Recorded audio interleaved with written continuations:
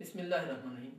Viewers, پچھلے lesson میں ہم نے اس میں اشارہ کو استعمال کرتے ہوئے چند نئے الفاظ معنی کو سیکھا تھا۔ آج کے لیسن میں بھی ہم کچھ نئے الفاظ معنی سیکھیں گے، وہ الفاظ معنی کے جو روزمرہ زندگی میں استعمال ہوتے ہیں۔ مثلا امروز، دیروز، فردا، پریروز، امشب، دیشب، فردا شب۔ امروز یعنی آج، جسے ہم انگلش میں ٹوڈے کہتے ہیں۔ دیروز گزرا ہوا کل یعنی یسٹرڈے۔ فردا آنے والا کل، ٹمارو۔ پریروز پرسوں۔ امشب آج رات۔ دیشب کل رات۔ فردا شب کل رات، گزشتہ یعنی آنے والی کل رات، اور دیشب یعنی جو کل رات گزر گئی۔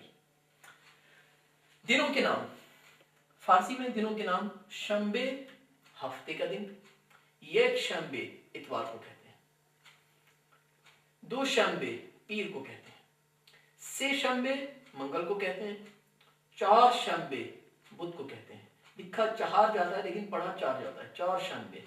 پانچ شنبے جمعرات کو کہتے ہیں، جمعے جمعے کو کہتے ہیں۔ یہ تھے فارسی میں دن۔ اب فارسی میں گنتی بہت زیادہ اہمیت رکھتی ہے۔ اس لیسن میں ہم کچھ نئی گنتی سیکھیں گے۔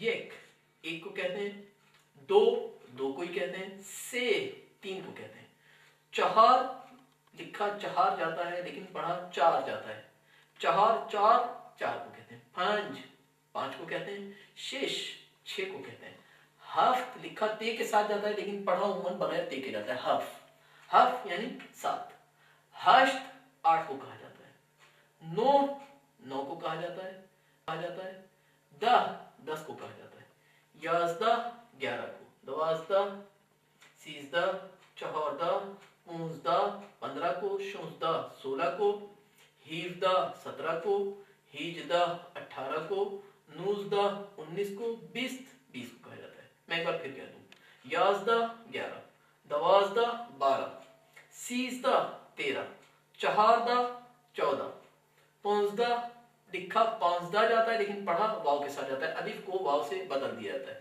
پونزدہ یا پونزدے پندرہ کو، شونزدہ سولہ کو، ہیودہ سترہ کو، ہیجدہ اٹھارہ، نوزدہ انیس اور بیست بیس کو کہا جاتا ہے۔ مزید گنتی انشاءاللہ تعالی اگلے لیسن میں۔ والحمدللہ رب العالمین۔